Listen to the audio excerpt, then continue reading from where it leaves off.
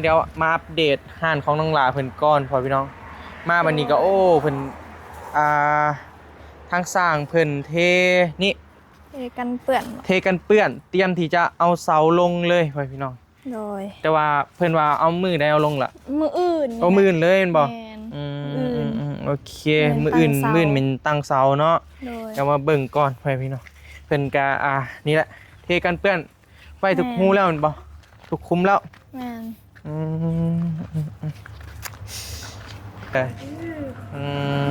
ได้ยังกินฮะลาบซีนยังบ่เบิดอยู่ยังปิ้งไก่เซนูเจียวยำโดยหาโมงบ่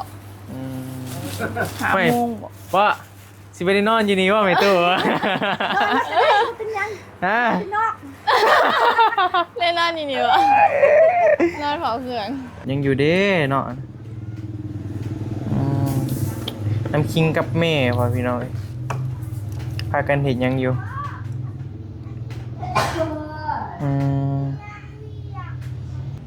ท่ายังท่ายังแม่น้ำพ่วงซาเลเอใส่ตัวล้อเป็นบ่เลยโอ้ยโดยเมนของน้ำคิงของแม่เอง ของเจ้าโดยอันนี้เอาเบิ่งเอามาไว้เพราะว่า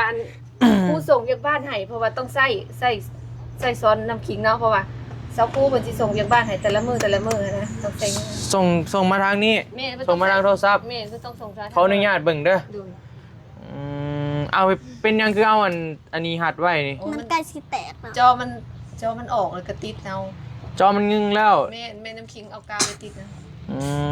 ก็เลยหัดไว้ก่อนเอาละคิดว่าแบบของน้ำคิงแบบเรามาลิ่นนี่ยังไงเห็นแบบย่างกระติ้วหัดไว้นี่นะพอพี่น้องน้อยเขาบอกเคยมีตอนใหญ่เขามีเขาไปโอ้ยเนาะคุณนะลุไปแล้วก้นนี่กะจอนี่กะมันลุดออกแล้วเห็นบ่ถ้าบ่หัดนี่ก็ลุดออกเหมือนบ่มันยังใส่ได้อยู่อ่ะใส่ได้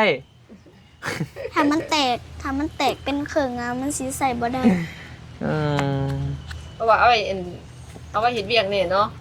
อันนั้นส่งเวียกเนี่ยแล้วก็ส่งการบ้านให้ลูกเนี่ยเอาไว้สอนหนังสือลูกถามว่าซื้อได้บ่ก็พอถือได้แต่ว่าเฮากะถ้าซื้อแล้วมันก็เบิดเลยได้บ่มีเงินไปค่าเทอมลูกบ่มีเงินมาซื้อของโยงกินให้ลูกมี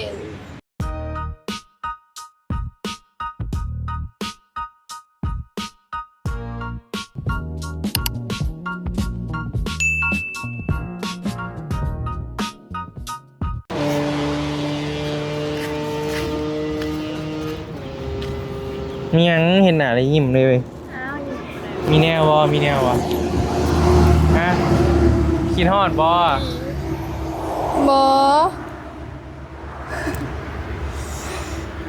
สบายดีเด้อไปพี่น้องเด้อพอดีน่ากระตื่นโอ้เจ็บหัวเว้ยเมื่อคืนนี้รับผักอะไรตั้งใจว่าสิตื่นแต่เช้าตื่นบ่ได้เลยมื้อเช้าขอเลยตื่นแต่เช้าถาแม่นบ่แม่ตื่นแต่6 โมงหากระฟื้นพอพี่น้องนี่ก็ยังนักหัวอยู่นี่มันไข่มันยังบ่เศร้าคักเลยไปลุยมันแบบพักผ่อนบ่เพียงพอนะเมื่อคืนนี่ก็นอนดึกเติบมันก็เลยว่าเป็นซีมีเมื่อยหน่อยนึงเอาพอดีบอบบี้เดินทางเข้ามาเดี๋ยวมาอัปเดตห้านของน้องหลาเพิ่นก่อนพอพี่น้องมาบัดนี้ก็โอ้เพิ่นทางสร้างเพิ่นนี่เทกันเปื้อนเตรียมที่จะเอาเสาลงเลยพอพี่น้องโดยแต่ว่าเพิ่นว่าเอามือได้เอาลงล่ะมืออื่นเอามืออื่นเลยแม่นบ่โอเคมืออื่นมันตั้งเสาเนาะเดี๋ยวมาเบิ่งก่อนพอพี่น้องเพิ่นก็นี่แหละเทกันเปื้อนไว้ทุกฮู้แล้วแม่นบ่ทุกคุมแล้วแม่นโอ้แดดดินี่พอดีบอบบี้เดินทางเข้ามาช่วงเที่ยงเด้อพอพี่น้องทักทายสบายดีกันช่วงเที่ยงเนาะอยู่ที่เฮือนน้องหลาเพิ่นนี่แหละเดี๋ยวฟังเบิ่งว่าสิไปทันบ่คงศพแม่เฒ่าไอ้ไล่พอพี่น้อง ถ้าบ่ทันก็มีแต่ว่าสิโอนเงินให้เพิ่นโอนเงินไปซอยกินท่านี่ยังนั่นแหละก็ตั้งใจว่าอยากไปแต่ว่าเบิ่งเวลาเฮานี่แหละเดี๋ยวมาทางนี้ก่อนว่าเพิ่นมีเครื่องมีหยังได้อีกบ่ล่ะหรือว่าพอแล้ว มีอยู่ เดี๋ยวจะสิไปลมน้ำเพิ่น โดย ป่ะเรียกว่าประมาณนี้แหละพอพี่น้องทางสร้างเพิ่นกาเทกันเปื้อนเรียบร้อยเตรียมที่จะย่อเสาในมืออื่นนี่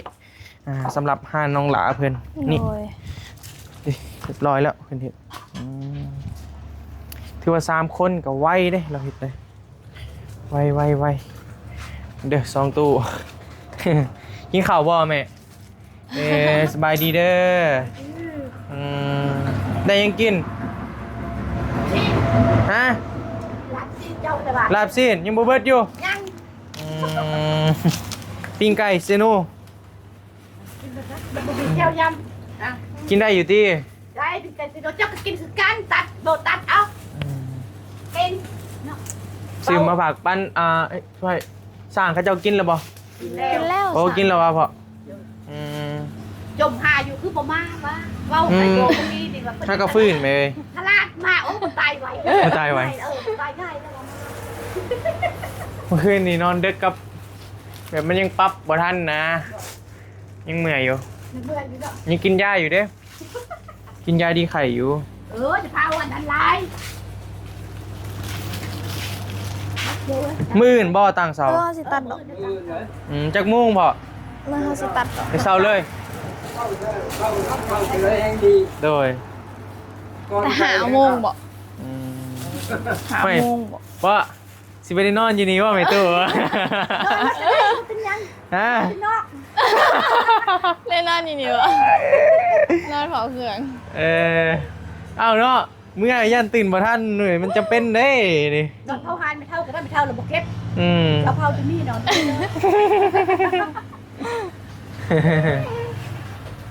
ทางสร้างเพิ่นเมื่อพักผ่อนว่ะ ร้อยจะได้เข้ามา เดี๋ยวไปก่อนเด้อเดี๋ยวลมกับพอเถาก่อนมาไปพี่น้องสบายดีเด้อพอเด้อตัว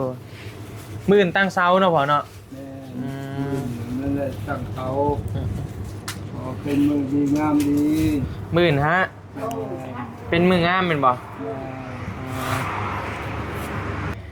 มืออื่นเป็นมืองามเป็นบ่พอ แม่ เป็นมือดีเนาะสร้างเป็นบ่ได้บ่ได้ฝากบอกว่าซื้อยังบ่พอเฮามากับบ่ทันเพิ่นเลยนะ บอกงั้นสบู่ มันได้ซื้อยังไงก็พอ ไม่ได้ทาง โอ้สร้างบ่ล่ะ เล็กหันเล็กพี่10นี่เดี๋ยวเอาอีก10เซน เล็ก10อีก10เซนแม่นบ่ จะน่ะบ่พออันเทคานทับ โดย อืม แล้วมีอีกบ่ แล้วคือว่าสิมังอันแดงนี่มันอีก3เป่า อีก3เป่า กับอันสิมังเขียว3เป็น6 โดย นั่น เล็กสิมัง เล็กสิมัง แล้วก็มียังอีก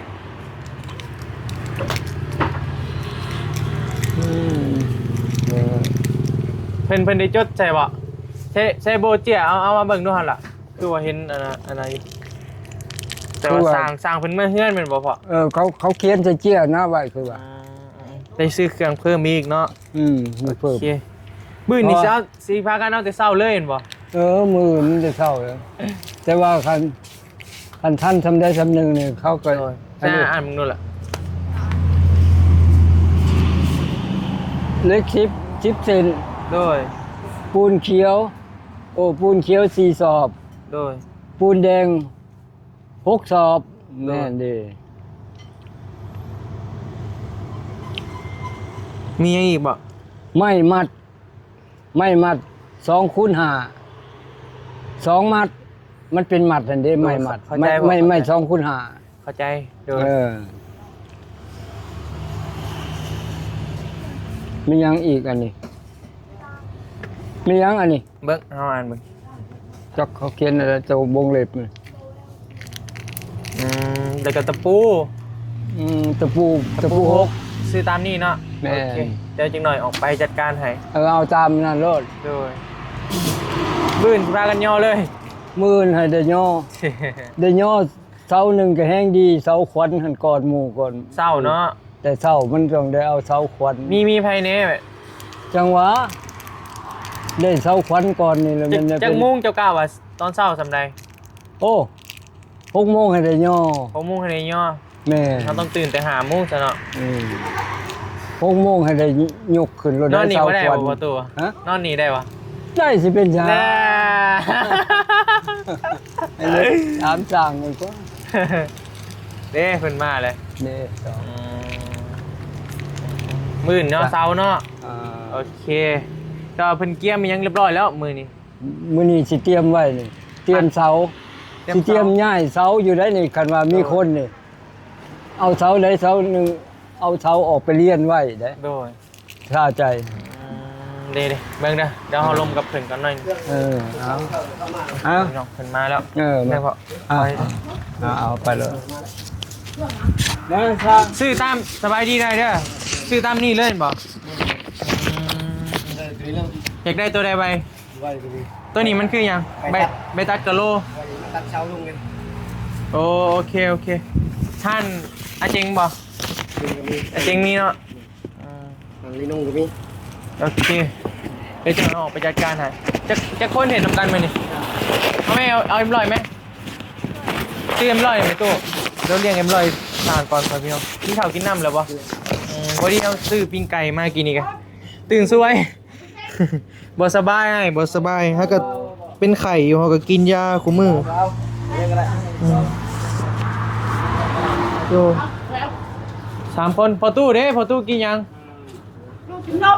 เอาให้เราลดเดี๋ยวเขาจ่ายเงินให้ โอเค โอเค ใจขอบใจ มีแต่เอาซื้อตามบินนี่เนาะ แม่นแม่น โดย เครื่องมาใช้ทานไม่ได้เลย โดยสร้างครับพี่น้องตอนนี้มันเทกันเปื้อนยังเรียบร้อยแล้วมีแต่สิแกมย่อเอาเสามาจัดแกมหมื่นย่อเนาะโอเคจวดจ้าด โดยเดี๋ยวเจ้าให้เขาออกไปซื้อให้เด้อ มือก็ อืม ได้เท่ข้างแล้ว โดยเล็กอะไรยังก็มีแต่ซื้อตามนี้เนาะ แม่น เดี๋ยวก็พอเลย มีหันมี10 เซนเลย อืม มาดึงอีก8 เซน โดย ขาดมัน โอเคได้ปูนก็ซื้อแต่ซ้ำตัวเจ้านี่เนาะ แม่นเฉพาะข้านนะ โดยพอเนาะ แม่นข้างกับกอ โอเคเดี๋ยวจักหน่อยเราออกไปจัดการให้บ่ยาก โอเค มากินแซ่บกินนัวกินเบิ้นหมูเอิ้นคู่เลยเนาะกินบ่อนก่อน กินบ่10 ปอนด์กินอะไรคันปอนด์ว้าโลดอ่ะกินหมี่บ่ได้เจ็บกระเพาะแดดอยู่พ่อพี่น้อยทางสร้างเพิ่นก็โดย กำลังพากันนั่งเซาเมื่อยก่อนนี่มันแดดยังตอนนี้ยังเห็ดยังบ่ได้จังหน่อยบอบบี้สิออกไปซื้อเครื่องซื้อของต่างๆที่ว่าสร้างเพิ่นสั่งมาแหละมาให้เพิ่นไว้พี่น้องตอนนี้แม่นเพิ่นสิเกียมคือว่าสิย้ายเสามานี่ย้ายเสามาเกียมแบบพอดีมืออื่นแบบไม่ได้ย่อขึ้นเลยนะแบบห่างไว้พร้อมเลยก็ยิงเลยเห็นบ่กินเอา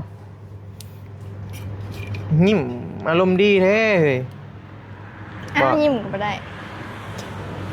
บอกว่าคืออารมณ์ดีแท้เลยตื่นจังโมงซะนี่ 6 โมง ตื่นที่6 โมงตื่นเช้าเนาะ ตื่นหาเจ้าแล้ว แม่นบ่ตื่นถ่าคอยตี6 โมงพุ่นนะป๊าด เจ้าว่าเจ้าสิมาแต่เช้า ขอโทษเด้อ ขอยบ่ฮู้เลยว่าเจ้าเจ็บหัว อ้าวเนาะมาแบบผิดคำเว้าเด้ผิดคำเว้าร่างกายมันบ่พร้อมแต่หัวใจมันเกินร้อยว้ายมื้ออื่นย่อเช้าแต่5 โมงเช้าสินอนนี่แหละเนาะนอนนี่แหละมื้ออื่นบ่เมื่อแหละคันว่าได้นี่นอนเฮ็ดบ่คันอยากนอนในเฮือนนี่ต้องเฮ็ดอะไรคันอยากนอนใน อยากเงินสักก้อน เสียเท่าใดฮะ โอ้ไรล้านไหน เท่าใดเสียเท่าใด ขาดแสนไปแล้ว สายเป็นแสนว้ายเอาเงินไปได้ใส่แสนกีบบ่ ฮะแซนกีบได้บ่ แซนดง แซนดงได้แซนดงได้แซนดง หน่อยพอติ แซนดงกับแซนกีบกันเดียวกันนั่นแหละมีค่าสำคัญคันแซนบาทเนาะคนละเรื่องเลยแซนบาท ตายสิบชาติจะมาพอหรือเอ้ยตายเกินไม่จะมาพอจะเพื่อเงินแค่บาทนั่นแหละ 6 โมงเช้าให้ได้ตั้งบ่เฒ่าวะแสดงว่าต้องเช้าอีหลีเด้ 6 โมง 7 โมงก็ได้เหรอ เด้อ มา7 โมงก็ได้ เขาต้องเลยไปซื้ออันนั้นนะ แม่ ซื้อไส้ซื้ออันอิหยังเกาะ เจ้าก็ออกไปซื้อเลยเลยล่ะ ไปกับบี้แล้วห้ามก็น้อยไข่เครื่อง ไปซื้อไส้ซื้อหยังมาบ่ แต่งให้เราวัน โอ้ มันมีหยังได้แม่ มันมีคล้องอันไหนคล้องเขาให้เรามัดเดือนเขามีคล้องกับอัน ไส้ กับตานิดน้อยเด็กกับคล้องน้อยกับตานิดน้อย3อย่างอะไรเขาก็ป้อนเงินได้แล้วเขาเวลาเขาโยนเต้าควันเขาก็เต้าคำตัวคุณก็โยนเต้านึงก็แล้วก็ไปมัด เด้อนั่งไปเตยเด้อซะ ไปเจอไปลงหยาสวน ไปดีเด้อแม่เด้อไม่เท่าน้อยไม่เท่าใหญ่เว้ยพี่น้องเฮ็ดยังแม่ยิบสินักเรียนแล้วเหรอบ่ยิบอยู่แซ่น่ะอยู่ในเฮือนเข้าไปเบิ่งได้บ่โอเคขออนุญาตเด้อ เงิน6 เพราะเรายิบสินว่ะ สิเขาเฮียอะไรดิ ยิบสินนักเรียนพื้นเท่าไรแม่พื้น60,000มื้อหนึงเฮายิบได้จักคืนละบาดนี้ ต้อง3 พื้นนี่แหละ พวกส่งขาดก็มาให้ใส่บริการเราได้เด้เนาะ ได้ โบยิบเป็นบ่ ยัง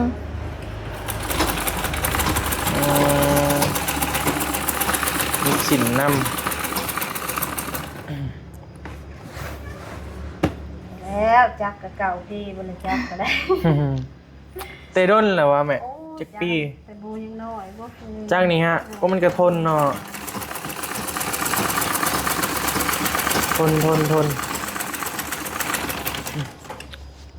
มื่นไปเวี่ยวเจ้า แม่มื้อไปเวียกมื้อไปตอนแรกมื้ออื่นนี่ โอ้ตอนแรกเนาะตอนเช้าก็ได้อยู่ยันย่อเสาห้านเนาะ เพื่อนตอนแรกก็3 โมงเขาก็ไป เพราะว่าเพิ่นว่าสิย่อแต่6 โมงเช้าอ่ะ นั่นบ่ เขา ก็มีแล้ว เขาย่อไปไหนสิบ่ได้นอนอยู่นี่บ่เนาะบ่ ตอนแรกเนาะ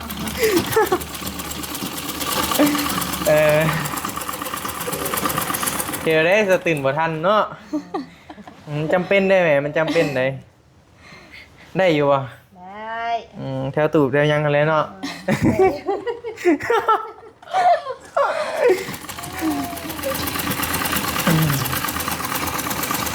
โอ้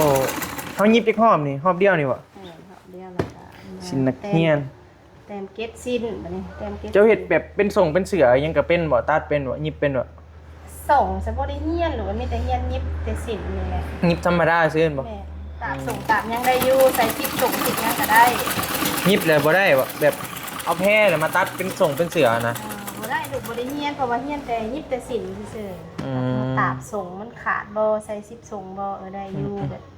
แปลงตัวนั้นตัวนี้พอได้อยู่ โดย ส่วนลายเฮียนแต่ก็มีแต่เฮียนแต่ยิบสินบ่ฮอดบ่มีเวลาหั่นนะ โดย เฮียนยิบเสือยิบแพมผัดโดนโพดนะ อืม หมักอยู่ยิบเสือแบบบ่มีเวลายิบเสือนะลายเนี่ยได้เฮียนแต่ยิบแต่สินแล้วก็พอ พวกเขาเจ้าเอาเพลงได้ยิบส่งยิบเสือสมัยเอาเฮียนก็มีแต่ไปตัดนั่นแหละ แม่แม่เฮียนยิบสินเนี่ยก็ แพงได้แพงได้ แต่โบยังน้อยคนได้ไปเฮียนยิบสินนี่ก็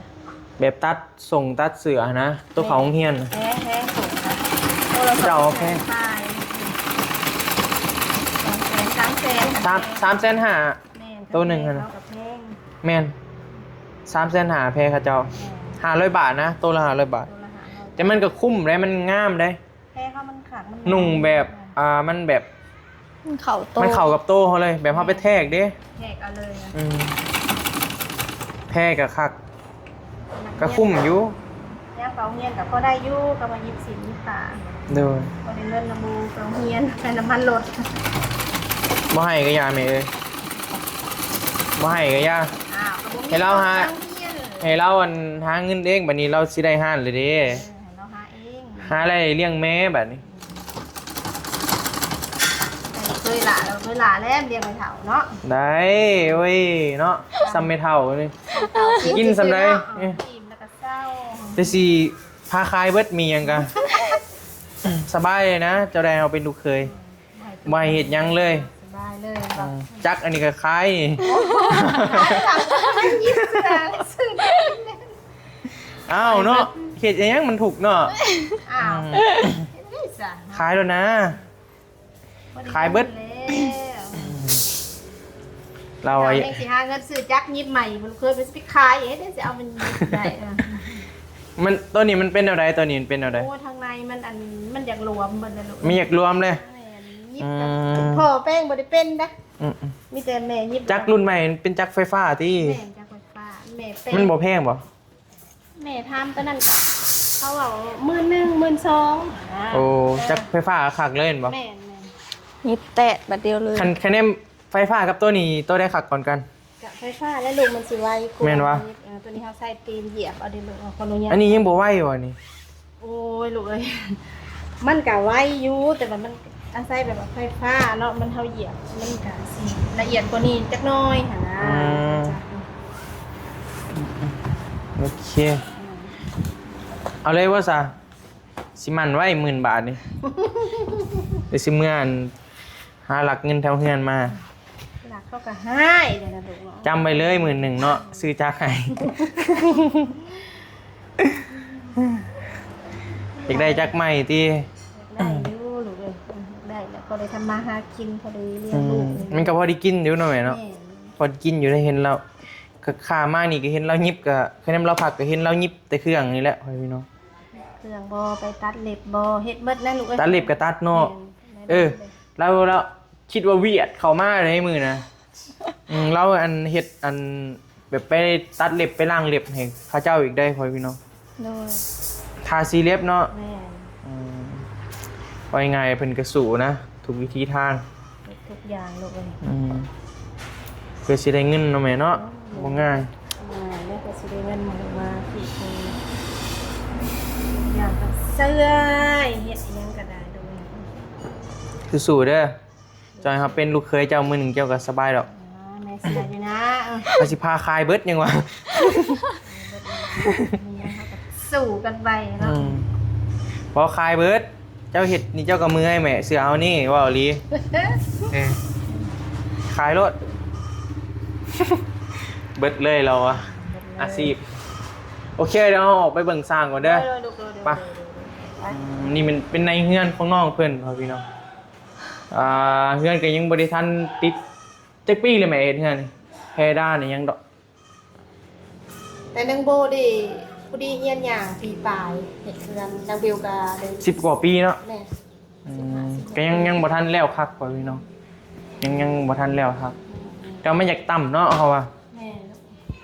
อยา เอา ก ตาม ต่ำ ง อยู่ บเฮาได้ลูกเอ้ยงบเฮาบ่หลายเอาเฮ็ดซำนี้ก่อน ก็โอเคแล้ว นอนนี่เนาะเจ้าเนาะนอนนี่กับโบเลยกับใบเตย โดย เป็นอะไรคือบ่นอนห้อง จักมันเป็นเลย แต่ก่อนเลยนอนห้องกับพ่อเป็นบ่แล้วพ่อเพิ่นอันอะไรก็ว่าง่ายๆก็บ่อยากเห็นภาพเก่านะ ยั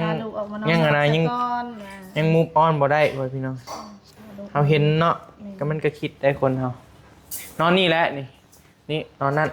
โดย 3 แม่ลูกนอนนั่นแหละพ่อพี่น้องปูเสื่อแล้วพากันนอนนอนเสื่อบ่ไปหลักออกมาโลดที่นอนยางพารานะไปนอนกับย่านะ นอนผ้าเสื้อกับ อยากได้บ่อยากได้บ่ ได้อยู่ มีกระแจบ่เดี๋ยวไอ้หามาซอยมา เอ้าเราไปอยู่เฮือนเนาะหามาแล้ว ติดหนีได้บ่สิเนาะไปซื้อหา ที่นี่ ติดหนี้บ่ได้สิเป็นหยัง เดือนออกจ่ายนะ ได้ไปเอารถ คันของเฮานี่เฮาให้ฟรีเลยมันบ่ให้ของเฮาบ่ยากนะเฮานะ ปกติแล้วของขายให้มันลูก ถ้าเป็นของเฮานะเฮาให้เลยของเอื้อยเฮาน่ะก็ คันเฮา เฮานอนเฮายังอันน่ะได้น่ะเฮาได้ผ่อนเพิ่นอีกได้นอนน่ะมันบ่ได้ให้อีกได้บ่ง่ายเด้ ก่อนเอื่อย ผ่อนอยู่จ่ายแต่เดือนแรกเอาอีกตุนเลยไปเดี๋ยวไปเบิ่งสร้างก่อนแม่ไปพี่น้องถือว่าประมาณนี้แหละแม่เพิ่นก็ตัดยิบว่าซั่น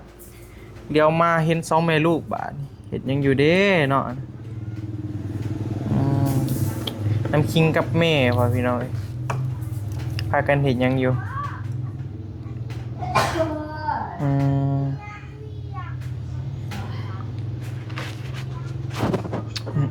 มันกันเด้ไปเบิ่งก่อนคือสิแม่นซ้อนลูกอันนี้หนังสือเนาะแม่ดึงกลับไปโรงเรียนบ่เบิ่งย่างไปเบิ่งผูกก่อนเกือบให้นี่ ใส่ลูกเกิดขึ้น เพราะนั้นทางทีมงานเพิ่นก็กำลังขดเล็กขดยั้งนั่นแหละพอพี่น้องเกียมที่จะมัดคานอิหยังต่างๆเกียมแบบเห็ดนั่นแหละพอพี่น้องเดี๋ยวมาเบิ่งทางนี้ก่อนสอนลูกเรียนหนังสือบ่เนาะ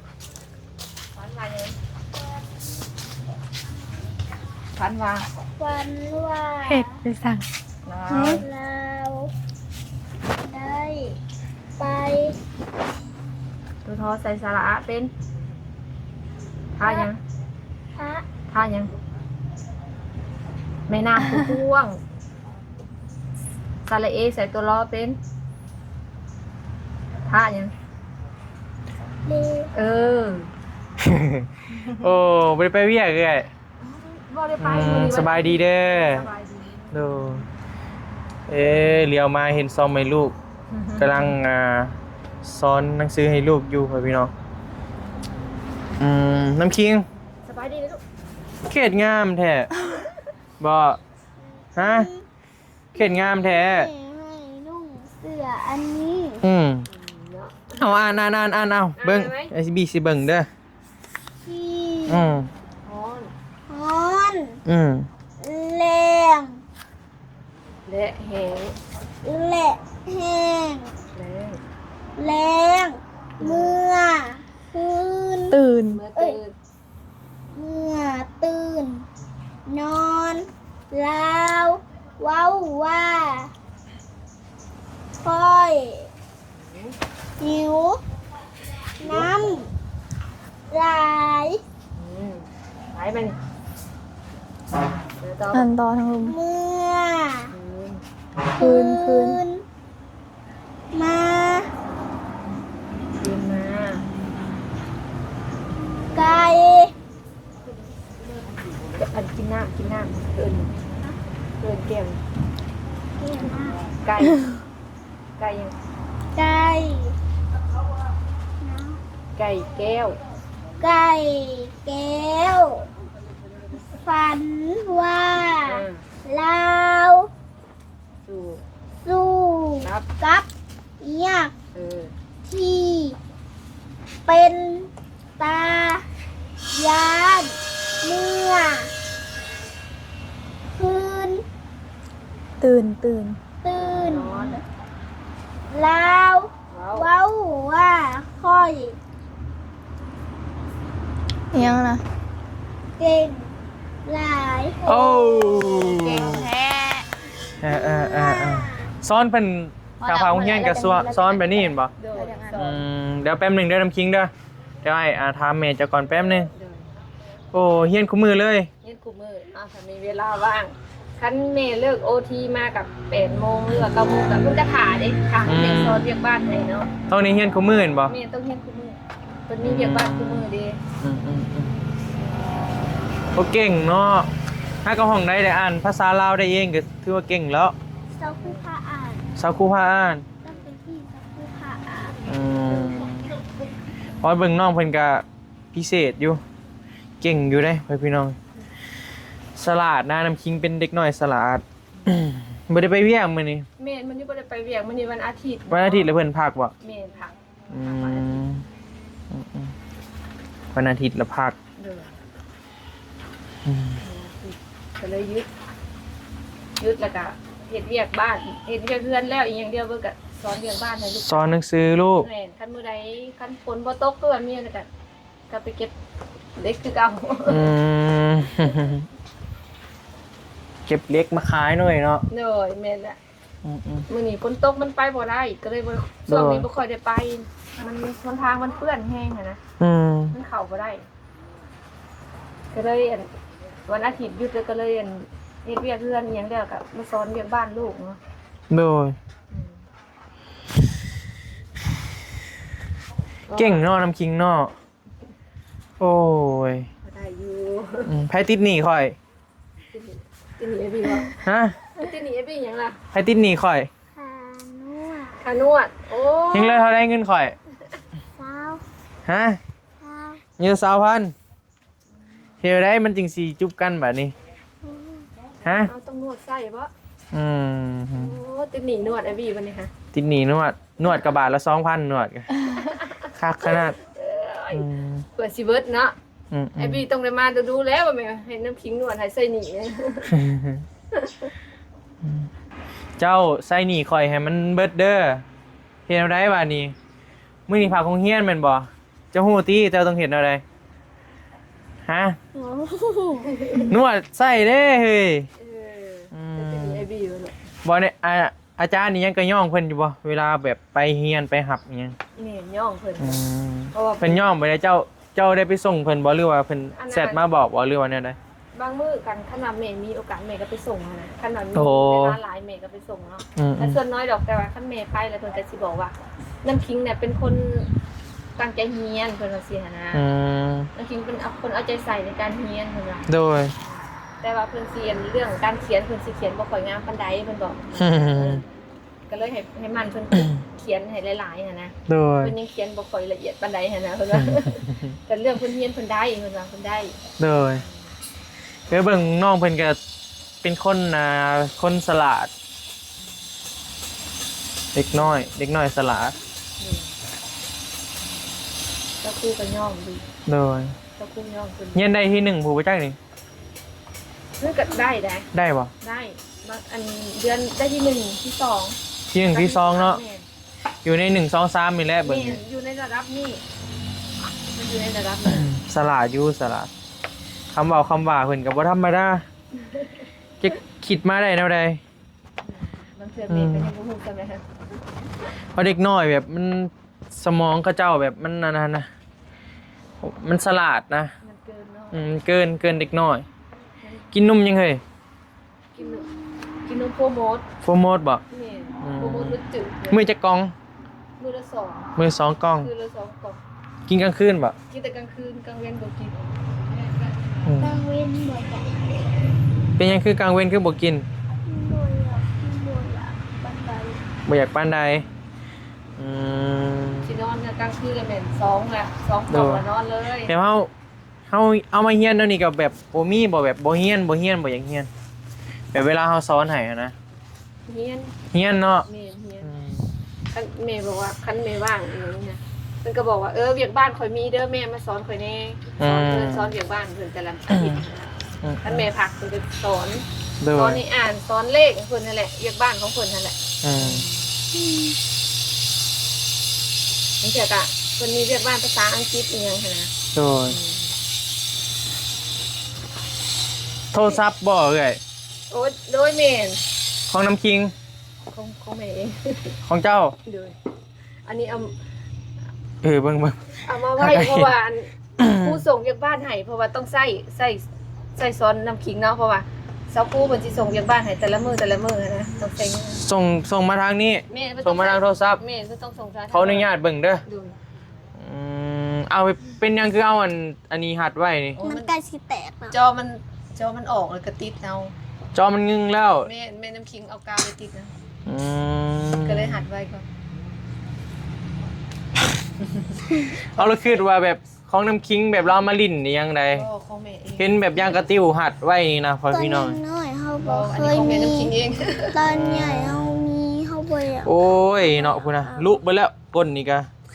จอนี่ก็มันรุดออกแล้วแม่นบ่ถ้าบ่หัดนี่ก็รุดออกแม่นบ่ แม่น มันยังใส่ได้อยู่บ่ ใส่ได้ ใส่ได้ ถ้ามันแตกเป็นเขิงอะมันสิใส่บ่ได้ อืม เพราะว่าเอาไว้เฮ็ดเวียกแน่เนาะ อืม อันนั้นส่งเวียกแน่แล้วก็ส่งการบ้านให้ลูกแน่เอาไว้สอนหนังสือลูกมันก็โทรได้อยู่โทรได้ใส่ได้อยู่ใส่ มันก็ยังใส่ได้อยู่เนาะ ก็ใส่ได้อยู่ มันก็ยังใส่ได้อยู่ โอ้ยอย่าถึกเลขเลยน้ำคิงเลย เล็กๆเนาะ ซื้อไงซะ โอ้โห คิดว่าของน้ำคิงเรามันกงลิ้นซื้อแบบเด็กน้อยนะแบบจับถือลิ้นซื้อนะ ของเมนน้ำคิงเอง เห็นแบบย่างกระติ้วหัดไว้อยู่ครับพี่น้องไอ้โทรศัพท์เจ้าเนาะ เด้อ ครับผม ของเมนน้ำคิงนี่แหละของเมนน้ำคิงเอาไว้สอนลูกเนาะส่งเวียกบ้านครูคนส่งเวียกบ้านมาให้นี่เด้สอนเลขเพราะว่าครูคนที่ส่งเวียกบ้านให้ครูมือนะ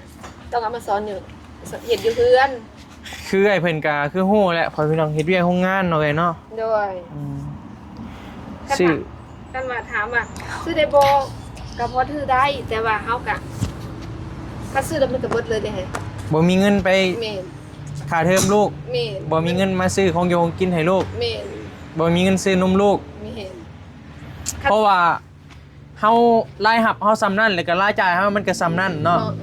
แม่น มันเข้าอยู่แต่ว่ามันก็ออกไปหั้นนะพ่อพี่น้องแต่มันก็ข้อหมายเฮาได้ซ้ำเก่าเด้คือฮู้แหละพนักงานโรงงานเฮาได้ซ้ำใดเฮาก็ได้ซ้ำนั้นมันบ่คือนักธุรกิจเด้นักธุรกิจมือลุบมือได้หลายมือลุบก็ลุบมือได้หลายก็หลายแฮงเด้มันจะต่างกับแบบเฮาเฮ็ดเวียกงานประจำมือลุบเขาเจ้าก็ลุบแต่ถ้ามือได้เนี่ยมันหลาย10เท่าเด้เขาเจ้าได้ แม่น ได้หลาย แม่น ก็เลยว่า อันนี้แบบคันเฮาไปซื้อกับเบิดเนาะสิเอาเงินมาได้ใช้มาให้อันค่าเทอมลูกแม่นบ่ แม่นแต่ว่ามันพอเฮามันใส่ได้ก็เฮาใส่ไปก่อนนะใส่ได้ กับบาปเด้พ่อพี่น้องสิว่าแนวใดคิดว่าอันน้ำคิงเอามาลิ้นนะเห็นแบบย่างกระติ้วหัดไว้ยังอยู่แบบนี้คนนี่ก็รู้แล้วนี่ มันดูแล้วมันอันนั้นอุ้ยหลายปี จักปีแล้วใส่ ลายพี Oppo Oppo เอ้ยคะแนนว่าแกว่าเจ้ามาเห็นโทรศัพท์หน่อยนี่กับพรีเซนเตอร์เด้อพอเราใส่มาดนแล้วนี่ดีแห้ง ตั้งแต่น้ำคิงยังบ่เกิด หลายปีอะเนาะ มี มันกระทนซื้อเท่าไหร่ ซื้อเท่าไหร่ก็บ่ ล้านไป ล้านเจ็ด ซื้อร้านเจ็ด เลยตอนนั้นออกใหม่แพงได้ล้านเจ็ดรุ่นนั้นกัน โอ้อะไรแพงแล้วโอเคสู้ๆเด้อไอ้เด้อ แม่สู แล้วเอาสิออกไปนะก่อนเพอสามเพิ่นก็เริ่มเฮ็ดแล้วไปซื้อเครื่องให้เพิ่นก่อนไปสบายดีเด้อ สบายดีเด้อ มื้อหน้ามื้อใดเดี๋ยวจังว่ากันใหม่โดย เลย ไปซื้อเครื่องก่อนเพิ่นพี่น้องเพราะว่าเพิ่นก็เฮ็ดโอ้เนาะได้สอบไปซื้ออุปกรณ์ต่างๆนั่นแหละที่ว่าเพิ่นสั่งมาไปสำหรับคลิปนี้ดำลาเลยเด้อพ่อพี่น้องเด้อเดี๋ยวพบกันที่คลิปใหม่สบายดีเด้อบ๊ายบายไป